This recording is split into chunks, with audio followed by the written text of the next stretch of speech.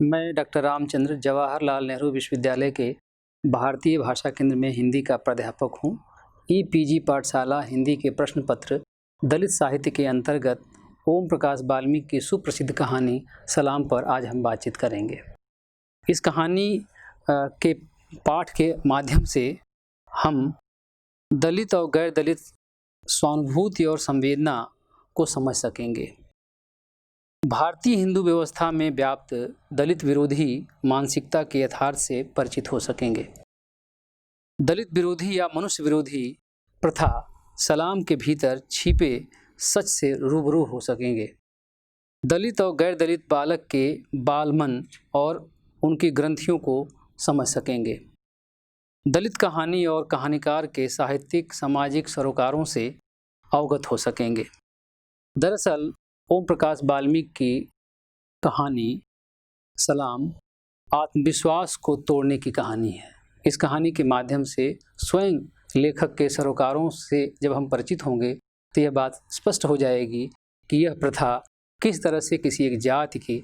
के स्वाभिमान को, उसके आत्मविश्वास को तोड़ने की कहानी या तोड़ने की प्रथा बनी हुई थी, जिसको कहानीकार ने अपनी कहानी के माध्यम से उस पुरानी परंपरा को मनुष्य विरोधी के रूप में साबित किया है। इस कहानी के दो पात्र हैं जो दलित और गैर दलित के बीच आगे बढ़ते हुए क्रम में, उनके विकास क्रम में कहानी को नया आयाम देते हैं। इस कहानी के दो मुख्य पात्र हैं हरीश और कमल उपाध्याय। हरीश दलित वर्ग का प्रतिनिधि करने वाला बालक है और कमल ब्राह्मण समाज का प्रतिनिधि है। इन दो बालकों के बीच में बाल मन की सच्चाइयों के साथ साथ ओम प्रकाश वाल्मीकि उस सच को भी कह जाते हैं जो समाज में बहुत ही गहरे स्तर पर बैठी हुई है। और एक बारात के, एक शादी के माध्यम से और शादी में जो परंपरागत रिवाज है सलाम प्रथा का, उस सलाम प्रथा के विरोध से जो आत्मविश्वास और स्वाभिमान पैदा हुई है दलित समाज में, उसको इस कहानी के भीतर ओम प्रकाश वाल्मीकि रेखांकित करते हैं। दरअसल देहरादून और ऋषिकेश में बसे हुए दो परिवारों के बीच जो वैवाहिक संबंध बनता है,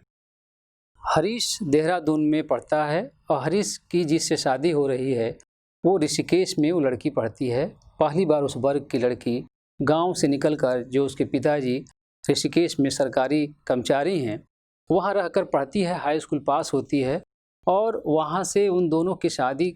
गांव में सारी रस्में होती हैं। गांव में पहुँचने के बाद जो हालात हैं, उस हालात से लेखक परिचित कराता है। इस कहानी के भीतर सलाम प्रथा के माध्यम से ढेर सारी बातें जो सलाम से इतर भी हैं उनके बारे में भी कही गई हैं, बल्कि भारतीय सामाजिक व्यवस्था में व्याप्त जो हिंदू मानसिकता या हिंदू सामाजिक व्यवस्था में जो ऊंच नीच का भाव है, जो जाति पात अस्पृश्यता का भाव है,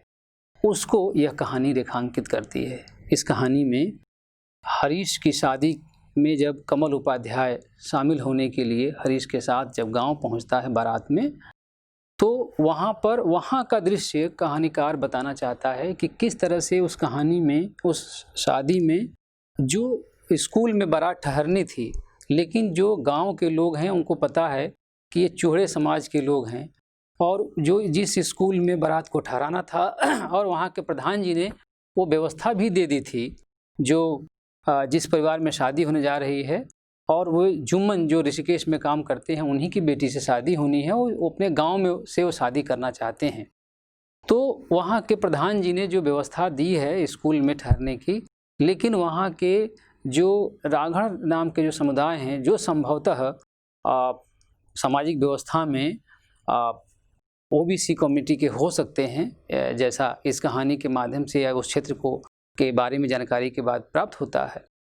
तो बल्लू, उसमें एक बल्लू राघड़ है उस गांव में, जिसकी बहुत ज़्यादा उनका वर्चस्व है और बल्लू राघड़ की कहानी बाद में आगे चलती है। लेकिन इससे पहले कहानी यह प्रस्तुत करती है कि उस बारात को ठहरने के लिए जो प्रधान जी ने जो व्यवस्था दी थी, जो अनुमति दी थी स्कूल में ठहराने के लिए, लेकिन स्कूल के हेडमास्टर साहब बहाना बना करके अपने किसी रिश्तेदारी में चले जाते हैं। स्कूल के कमरे बंद हैं और बारात को छोटे से बरामदे में ठहरना पड़ता है। हैंडपंप, एक दिन पहले हैंडपंप का हैंडल और वाशर निकाल लिया जाता है। पानी की व्यवस्था उनको नहीं मिलनी है और यह सामाजिक व्यवस्था में उस हैंडपंप को कहीं कोई छू न ले, शायद इसलिए उस गांव के लोग जो वर्चस्वशाली हैं, जो घृणा करते हैं इस जाति के लोगों से, वे इस तरह की स्थितियां पैदा करते हैं। इन्हीं परिस्थितियों में अंधेरे में भी लैंप पोस्ट, जो सड़क की जो रोशनी है लैंप पोस्ट की, वो उस रोशनी के माध्यम से या रोशनी के उजाले में ही उस बारात को रात बितानी पड़ती है। और उस ठहरने की स्थिति में कमल उपाध्याय को जो अनुभूति होती है, एक गैर दलित बालक के मन में जो अनुभूतियाँ पैदा हुई हैं, दरअसल दलित साहित्य आंदोलन में जो दलित और गैर दलित के भीतर या उनके बीच जो स्वानुभूति और सहानुभूति के प्रश्न हैं, कहानीकार रचना के माध्यम से, पात्रों के माध्यम से उन सहानुभूतियों को या स्वानुभूति को अपने ढंग से एक बहुत ही बेबाकी और यथार्थपरक ढंग से प्रस्तुत करते हैं। कमल को उस वैवाहिक उत्सव में कैसा महसूस होता है, कैसा वो एहसास करता है, कैसा सोचता है, इसकी बानगी भी इस कहानी में प्रस्तुत होती है। रात में जब शादी की रस्में पूरी हो जाती हैं और थक गया है हरीश, और कमल के साथ लेकर जब उस बाराती अधिकतम सो गए हैं, तो उस बारातियों के बीच में सोने के लिए भी कम जगह पड़ जाती है, क्योंकि वो बरामदा बहुत छोटा पड़ता है। उस दौरान अपने परिवार के बारे में, अपने सुबह उठने के बारे में और सुबह उठते ही चाय पीने के बारे में, अपनी माँ के सुबह जगने के बारे में कमल उपाध्याय हरीश से बताता है कि सवेरे जो है मुझे 2 बज गए हैं, मुझे सुबह तो 5 बजे ही मेरी नींद खुल जाएगी, क्योंकि मेरी माँ सुबह 5 बजे ही जग जाती हैं और वह सुबह पूजा करती हैं, सुबह मुझे गरम गरम चाय देती हैं। और उन स्थितियों में उन बातों को बताते हुए ही हरीश बताता है कि कोई बात नहीं, यहाँ भी चाय की व्यवस्था हो जाएगी। लेकिन उसी में एक बुजुर्ग हैं उस बारात में, जो जिनमें ये भी उत्सुकता है कि यह कौन बालक है, और वह पूछते हैं और पूछते पूछते वे भी उनकी जाति पूछना चाहते हैं,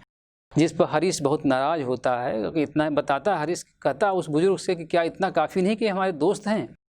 लेकिन कमल उपाध्याय अपनी जात बताते हैं तो वह शांत हो जाते हैं, और चाय की जो अपेक्षा है कि सुबह चाय कहाँ मिलेगी, तो वही बुजुर्ग जो है वो बताते हैं कि इस गली से बाहर निकल करके, बाहर यहाँ से थोड़ी दूर पे ही सड़क पर, मुख्य सड़क पर एक चाय की दुकान देखी थी, क्योंकि मैंने वहाँ से बीड़ी लिया था। यह चाय की कथा भी इस कहानी के भीतर बहुत मार्मिक और वेदनापूर्ण कथा है वह, क्योंकि चाय पीने के लिए जाना और उस दुकान पे दुकानदार से जो बातें होती हैं, और वहाँ पर जो पूरा मजमा और जो पूरा वाद संवाद और एक तरह से अपमानजनक स्थितियाँ कमल उपाध्याय को झेलनी पड़ती हैं, वह मुझे लगता है कि हिंदी कहानी के विकास में, हिंदी कहानी के पूरे इतिहास में इस तरह के किसी घटना का जिक्र पहली बार मिलता है ओम प्रकाश वाल्मीकि की कहानी सलाम के माध्यम से। कहानी का संदर्भ तो सलाम प्रथा है, लेकिन उस सलाम प्रथा तक पहुंचने से पहले कहानीकार कहानी को एक नया तेवर देता है। कहानी की पृष्ठभूमि रचने में, कहानी के भीतर के आए हुए पात्रों के बीच में जो बातचीत है, और उस बातचीत में ढेर सारे निहितार्थ हैं, उन निहितार्थों को प्रस्तुत करने में कहानीकार बहुत ही पारंगत दिखाई देते हैं इसमें, और बहुत ही कलात्मक ढंग से भी पीड़ा को भी, दर्द को भी, वेदना को भी, अनुभूति को भी, स्वानुभूति को भी बहुत ही कलात्मक ढंग से इस कहानी के भीतर प्रस्तुत करते हैं। जब सुबह होती है और सुबह होने के बाद उठ करके, जैसी आदत है परिवार में सांस्कारिक रूप से कमल उपाध्याय को, वो चाय की तलाश में निकल पड़ता है बालक वह, और पहुँचते वह ढूंढते वह उस दुकान पर पहुँच जाते हैं जहाँ पर वह चाय वाला उनको दिखाई देता है। चाय वाले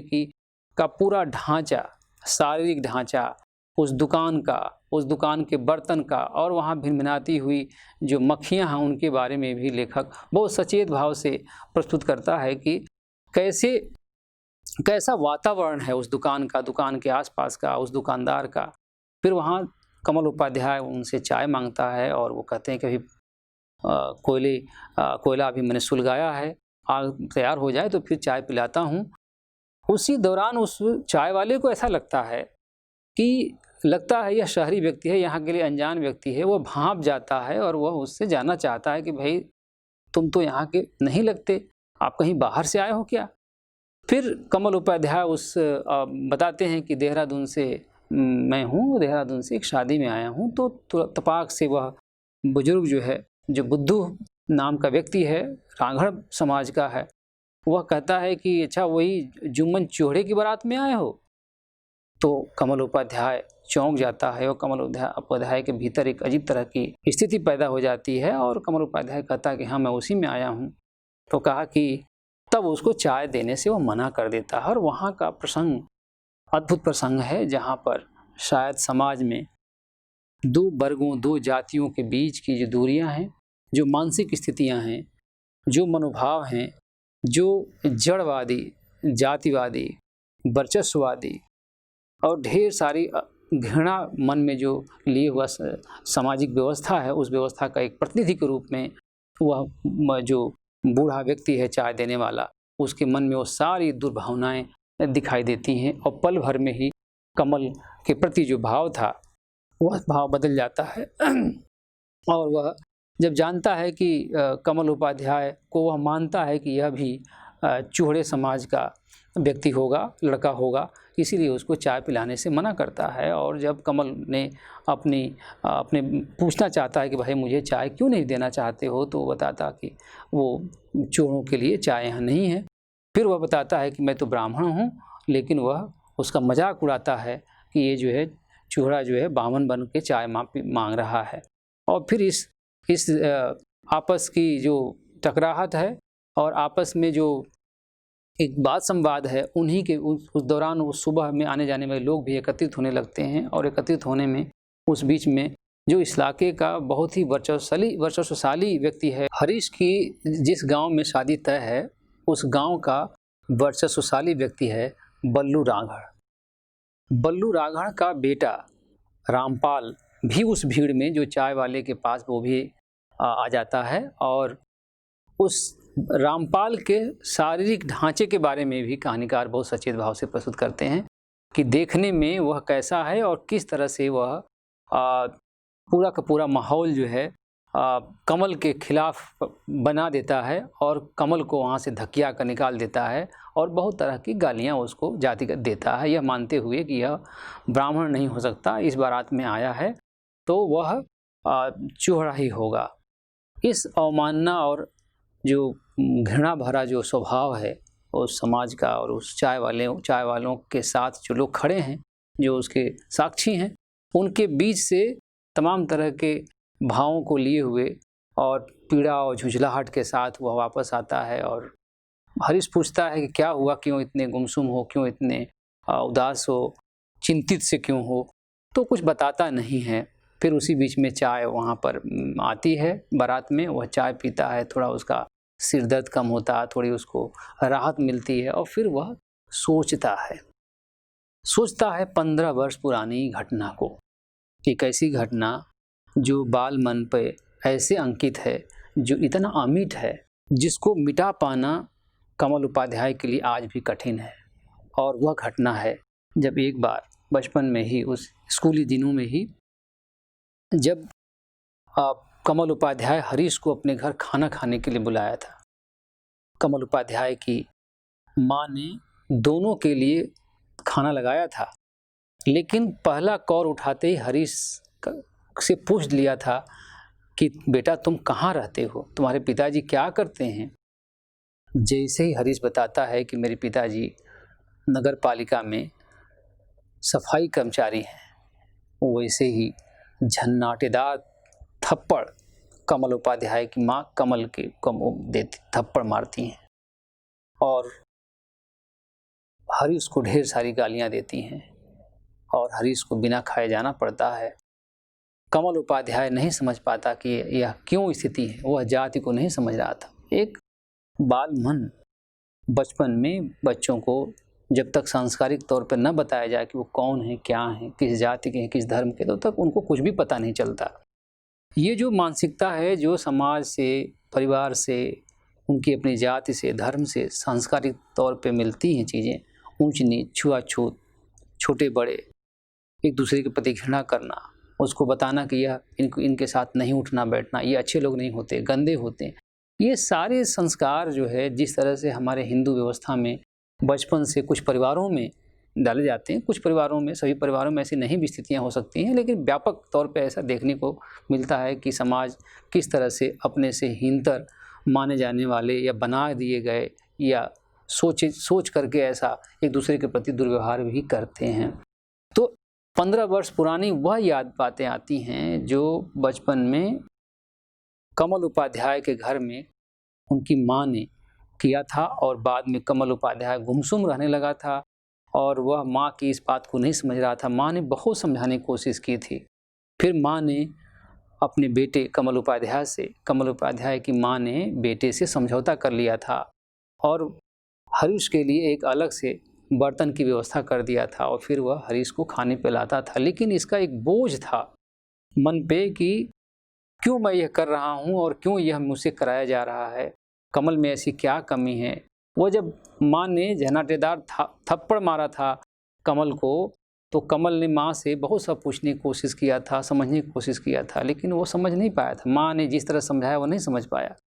और उसके मन में ढेर सारी खरोंचें थीं जो अभी तक बनी हुई थी और उसको याद करता है। और आज वह बातें उसको साकार हो रही हैं और वह भी बातें याद आ रही हैं जब अखबारों में चीज़ें छपती थीं कि यहाँ पर दलितों के घर जला दिए गए, यहाँ पर उनके साथ जो उत्पीड़न किया गया, उनकी हत्या की गई, उनके साथ ऊंच नीच छुआछूत का बर्ताव किया गया। इन खबरों के बारे में जब हरीश कमल से बताता था अपने समाज के बारे में, तो कमल को यह विश्वास नहीं होता था। वो कहा था कि समाज बदल गया है और पढ़े लिखे तुम भी पढ़ो और इस समाज को बदलो, ये सब चीज़ों पर ध्यान न दो, ये सब चीज़ें वैसी नहीं है जैसा तुम सोचते हो। आज कमल उपाध्याय को स्वयं ब्राह्मण होते हुए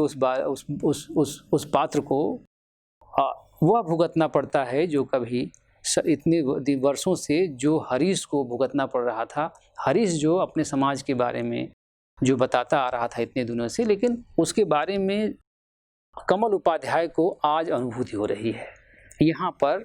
कहानीकार ने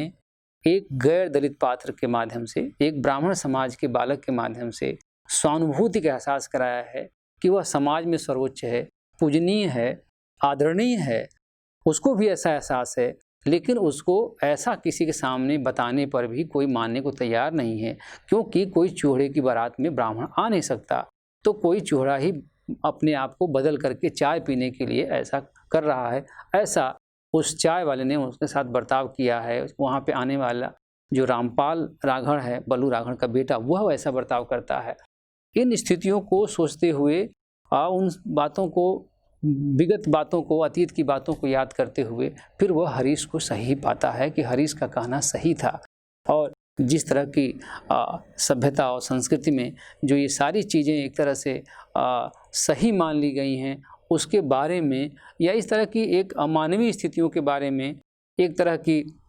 अनादरपूर्ण स्थितियों के बारे में जो अनुभूति है, शायद हरीश को कहीं ज़्यादा रही है। आज कमल उपाध्याय को इस कहानी के माध्यम से लेखक एक ऐसा पात्र प्रस्तुत करता है कि यह गैर दलित की ओर से भी संवेदना या उसकी अनुभूतियाँ, उसको अनुभूति कराई जाए। और यह कहानी इसलिए बहुत उत्कृष्ट और बहुत ही विशेष बन जाती है, विशिष्ट कहानी बन जाती है जब बल्लू राघड़ के और उस राघड़ समाज के बीच में,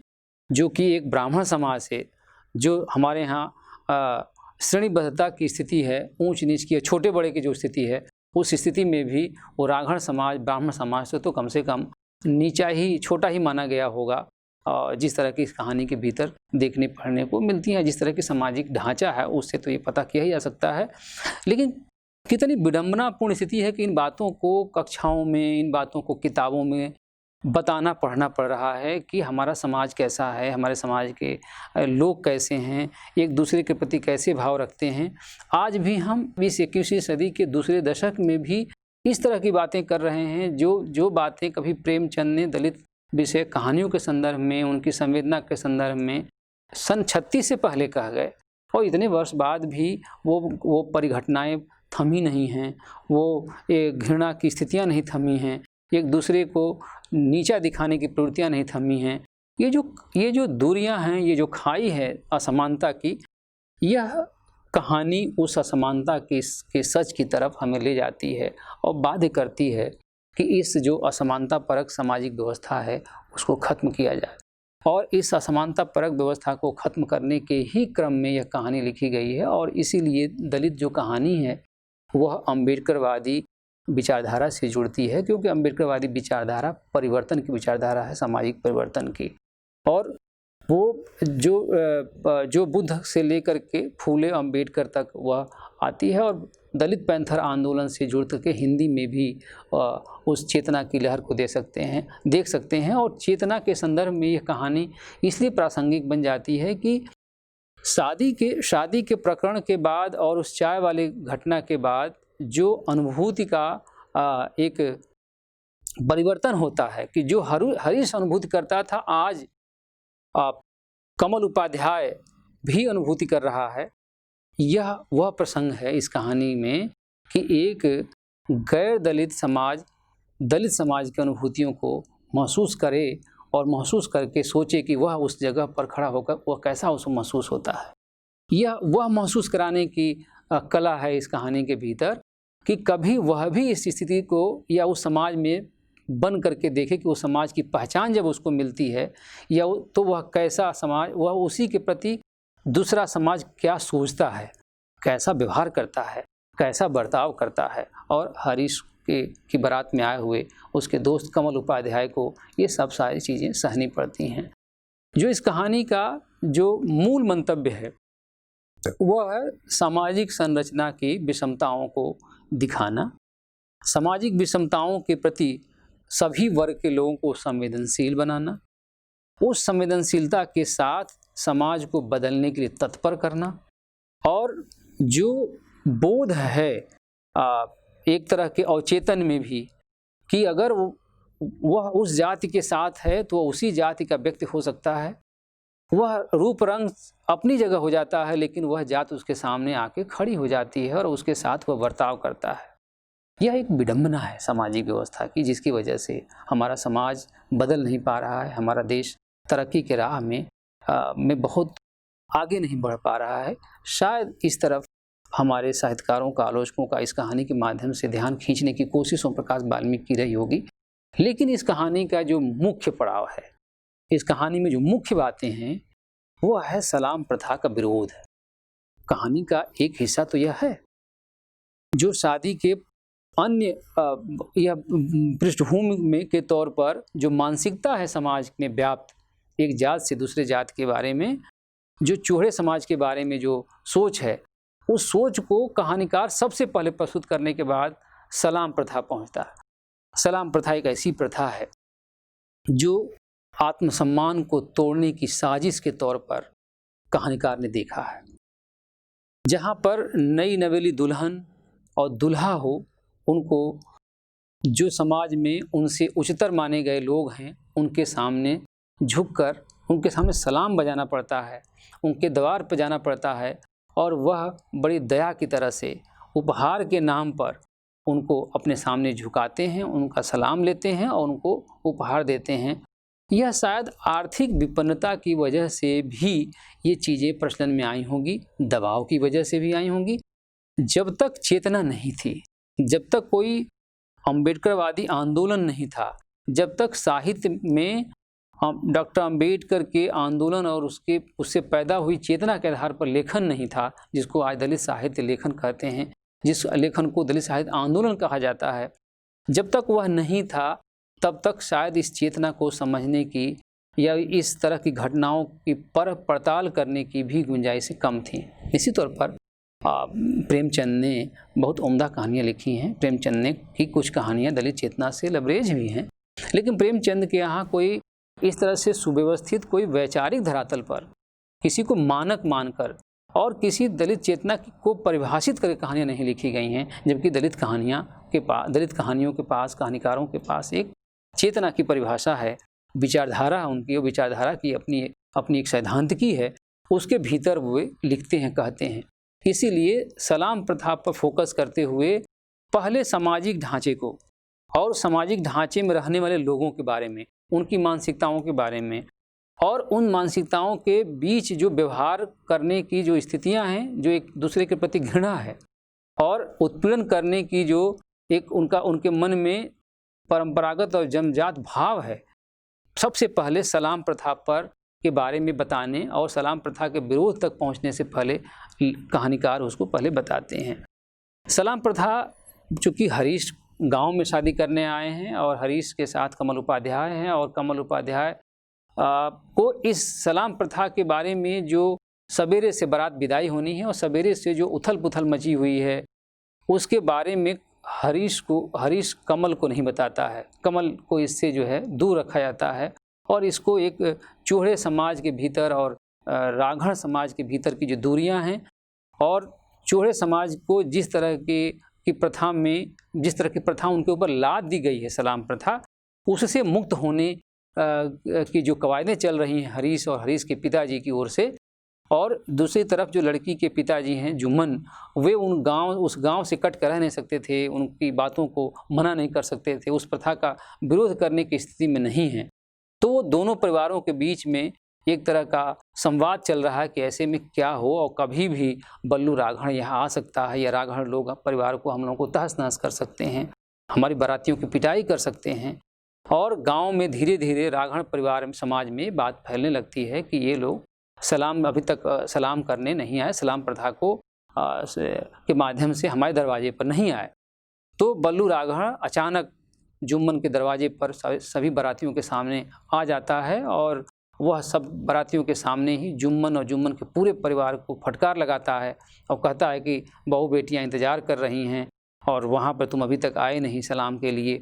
और वह धमकाते हुए चला जाता है। लेकिन हरीश के पिताजी किसी भी स्थिति में सलाम प्रथा को स्वीकार करने के लिए तैयार नहीं हैं। हरीश भी इस बात को बताता है कि यह तो आत्मविश्वास तोड़ने की प्रथा है, इसको छोड़ना पड़ेगा, और शिक्षित होने जो यह समाज शिक्षित हो रहा था उस शिक्षा से कैसे चेतना आ रही थी, उस चेतना के बीज को और उस चेतना के प्रसार को भी यह कहानीकार रेखांकित करती है कि किस तरह से उस वर्ग में पूरे दलित समाज में शिक्षित होने के बाद कैसे जो मनुष्य विरोधी दलित विरोधी जो प्रथाएं हैं कैसे उसके खिलाफ आवाज़ बुलंद हो रही है। और इन परिस्थितियों के बीच कमल उपाध्याय अपने को अकेला पाता है। उसको लगता है कि शायद मैं इस समाज का हिस्सा नहीं हूँ, मुझसे बात नहीं की जा रही है। लेकिन इन्हीं सब के बीच हरीश उसको बताता है, अपने आत्मविश्वास और स्वाभिमान की बातें होती हैं, और फिर वह तैयार नहीं जब होता हरीश, तो हरीश के मन में एक आत्मविश्वास और स्वाभिमान की जो भाव है वो उसके मन में आता है। और फिर यहाँ पर एक कहानी का प्रसंग यह है कि सलाम पर न जाना पड़े इसलिए जल्दी जल्दी विदाई करने की तैयारियां हो जाती हैं कि वो राघड़ परिवार के राघड़ समाज के लोगों को पता न चले और जल्दी विदाई हो जाए।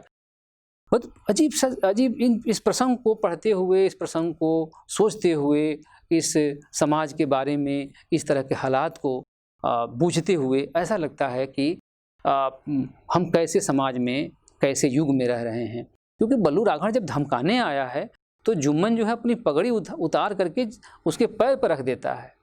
एक सोचिए कि एक ऐसी स्थिति होती है जब दहेज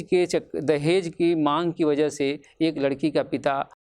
के पिता के पैर पर पगड़ी रखने की तमाम कथाएं सुनते हैं, फिल्मों में देखते हैं, घटनाएं सुनते हैं। लेकिन उससे भी कहीं पीड़ाजनक स्थिति जुम्मन की है कि दो परिवारों के बीच में ऐसा मेल है, ब्याह मन से हो रहा है, दोनों शिक्षित भी परिवार हैं, दोनों बच्चे पढ़े लिखे हैं, और उनसे वो कराने की कवायद हो रही है जो उनके ही नहीं बल्कि समाज का मर्दन करने वाली है, पूरे उनके मान को तहस नहस करने वाली वृत्तियां हैं। लेकिन ऐसे में वह जुम्मन जैसे पूरा का पूरा अपने आत्मसम्मान, अपना स्वाभिमान ही जैसे गिरवी रख दे और ऐसा बाध्य किया जाता है समाज में कि वह बारात को सकुशल विदा करने के लिए बल्लू राघड़ के सामने अपनी पगड़ी उतार कर उसके पैरों पर रख देता है, लेकिन वह बल्लू राघड़ धमकाते हुए चला जाता है। ऐसी स्थिति में हरीश के पिताजी किसी भी परिस्थिति में यह प्रथा को मानने को तैयार नहीं है, ना हरीश मानने को तैयार है। फिर जल्दी जल्दी बारात जब विदा करने का समय आता है और बारात विदा होने की स्थिति में ही एक प्रसंग है जो शायद इस कहानी का प्रसंग क्यों है, इस प्रसंग होना चाहिए नहीं होना चाहिए। मुझे लगता है कि कहानी का यही विस्तार है कि कहानी अपनी संवेदना खुद की, जिस समाज की संवेदना ओम प्रकाश वाल्मीकि प्रस्तुत करना चाहते हैं, उस संवेदना का भी विस्तार है, क्योंकि स्वयं भी उस समाज के भीतर इतनी जटिलता है दूसरे धर्म के प्रति, दूसरे समाज के प्रति, जिस तरह की अवमानना का भाव है। एक 10-12 साल का बालक दीपू,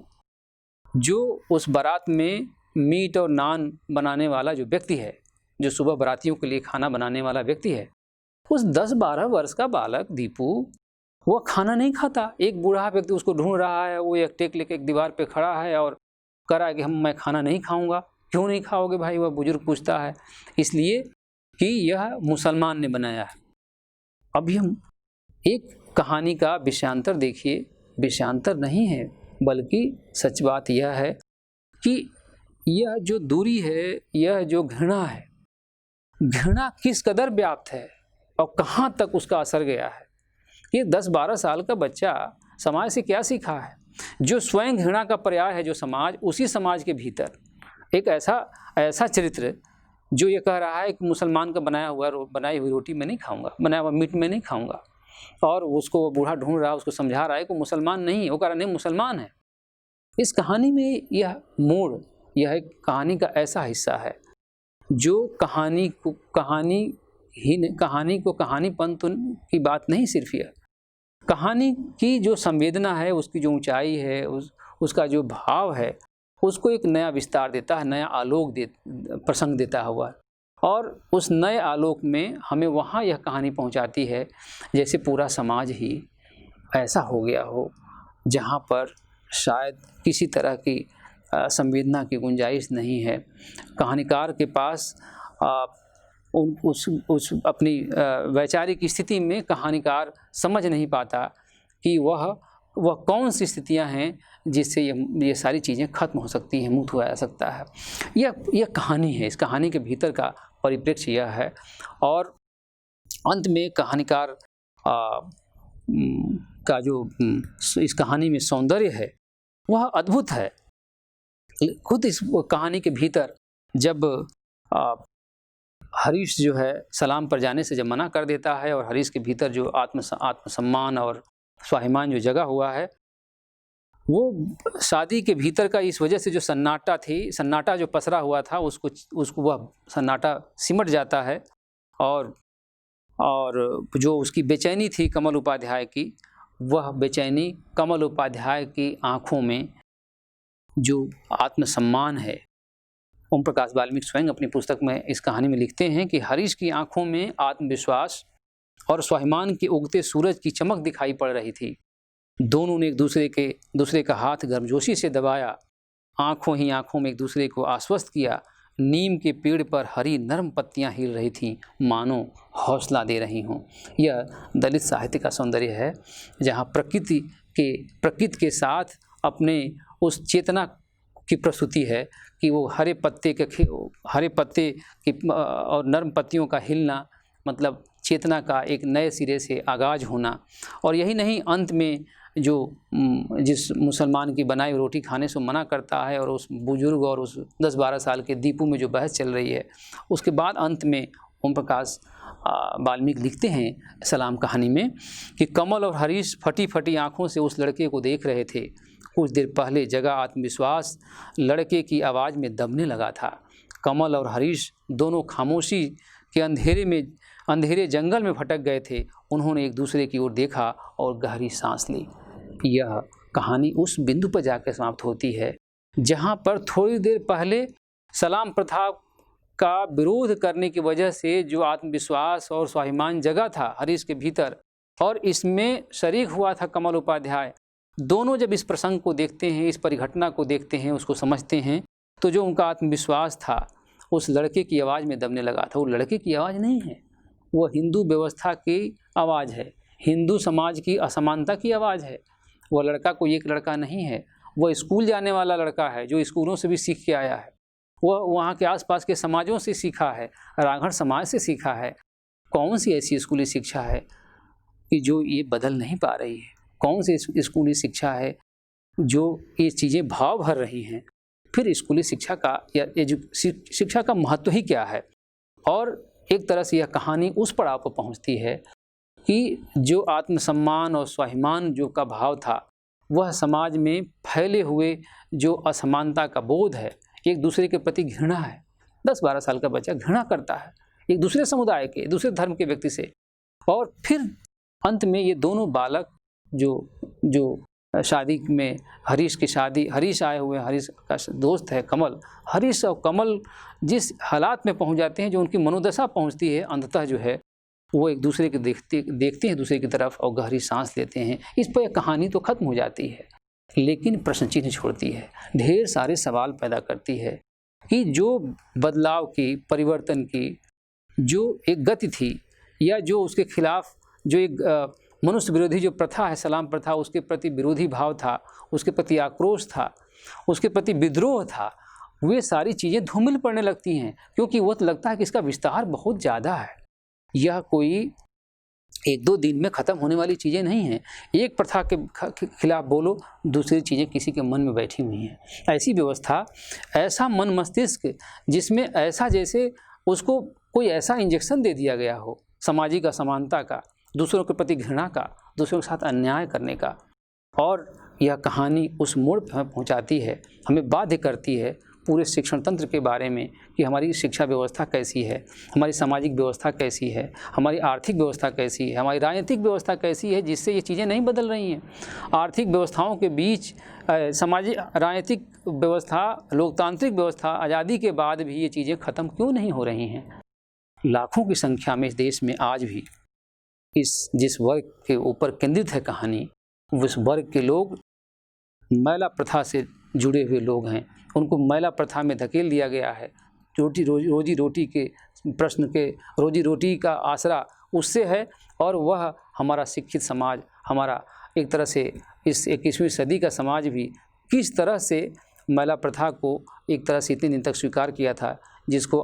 पार्लियामेंट से, जिसको सुप्रीम कोर्ट से, जिसको उसको न्याय संगत बनाकर उसको पूरी तौर से ख़त्म करने की कोशिशें की गई हैं। यह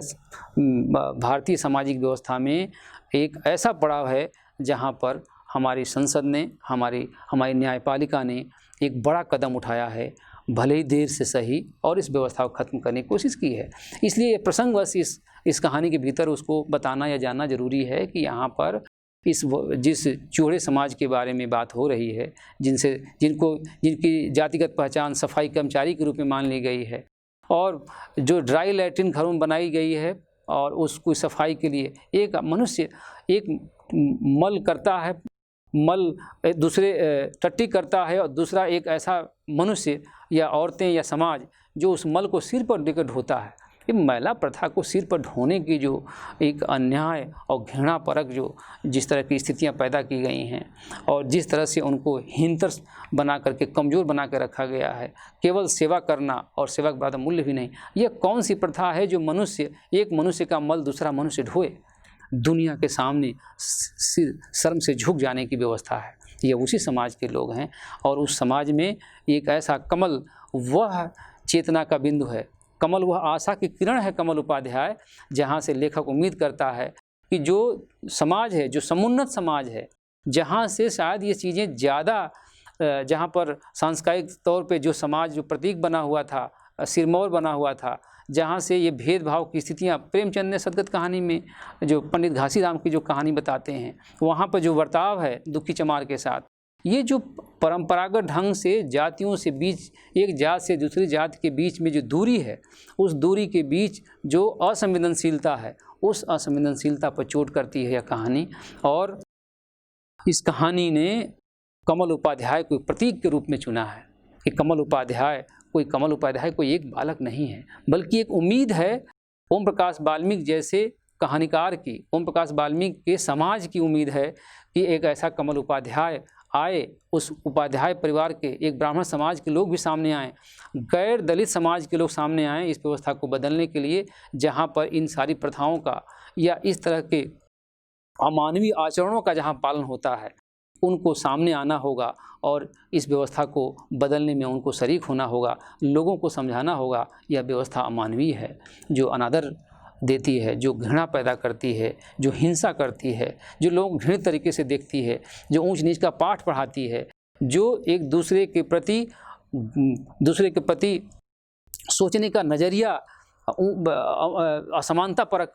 पैदा करती है और एक दूसरे का शोषण करती है। उस शोषण को ख़त्म करने के लिए जो दलित लेखन में, दलित आंदोलन के माध्यम से, अम्बेडकरवादी साहित्य के माध्यम से जो लेखन आया है, जो एक आंदोलन बना है, वो आंदोलन की अपेक्षा है कि गैर दलित समाज के लोग सामने आएं और इस व्यवस्था को बदलें। और वह सलाम प्रथा के माध्यम से एक प्रतीक चुना है और सलाम प्रथा अभी भी कई जगहों पे अब तक चल रही है। वह धीरे धीरे ख़त्म हो रही है। चेतना, जहाँ जहाँ चेतना आ रही है, शिक्षित हो रहे हैं और अम्बेडकरवादी जो विचारधारा वहाँ जा रही है।